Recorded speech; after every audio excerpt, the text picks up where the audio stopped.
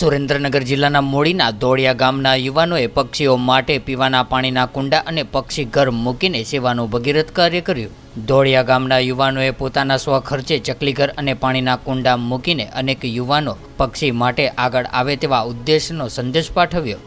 આ ઉનાળામાં ધોમધમતા તાપમાં અને કાળઝાળ ગરમીમાં પક્ષીઓ માટે રહેવા તેમજ પાણીની વ્યવસ્થા કરીને દોડિયા ગામના યુવકોનો અનોખો પક્ષી પ્રેમ।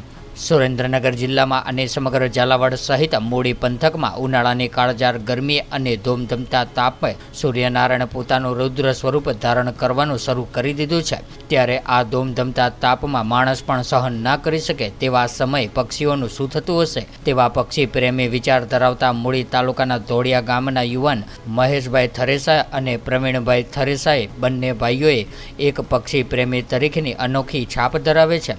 ત્યારે હાલ ઉનાળાની ગરમીમાં પક્ષીઓ માટે પોતાના સ્વખર્ચે પાણીના કુંડા અને પક્ષી ઘર બનાવવાની વ્યવસ્થા કરીને પોતાના રહેણાંક મકાનમાં અને વૃક્ષો ઉપર અસંખ્ય પક્ષી ઘર બાંધીને ચકલીઓને બચાવવા ભારે મહેનત કરી છે।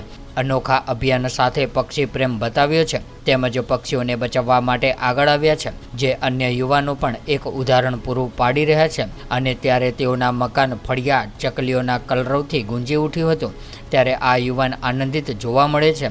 ત્યારે આ યુવાનમાંથી પ્રેરણા લઈને અન્ય યુવાનો પક્ષી માટે આગળ આવે તેવા ઉદ્દેશ્ય સાથે યુવાનોને એક સંદેશો પાઠવે છે। અત્યારે હાલ ઉનાળાની સિઝન ફૂલ ચાલુ છે। કાળઝાળ ગરમીમાં ત્રાહિમામ આપણે પણ ફૂંકાઈ જાય છે, તો એ તકે આપણે પક્ષી પ્રેમીઓને પણ એટલી જ મારી નમ્ર અપીલ છે કે આપણે આજુબાજુ ઘરની બાજુમાં પાણીના કુંડાઓ મૂકવા જોઈએ, અથવા કોઈ ઝાડ હોય ઘરની આજુબાજુ તો અહીંયા પાણીના કુંડા પણ મૂકવા જોઈએ, તો એથી પક્ષીઓને પાણી પીવા મળી રહે। કાળઝાળ ગરમીમાં જો આપણે પણ ઠંડા પીણા પીતા હોય તો પણ પક્ષીઓને આપણે આટલા મદદરૂપ થઈ શકીએ। જય શ્રી રામ, જય માતાજી। तो व्हाट्सएप, ट्विटर, फेसबुक, इंस्टा जहाँ भी आपका अकाउंट है, इसे शेयर बटन के द्वारा वहाँ पर शेयर करें।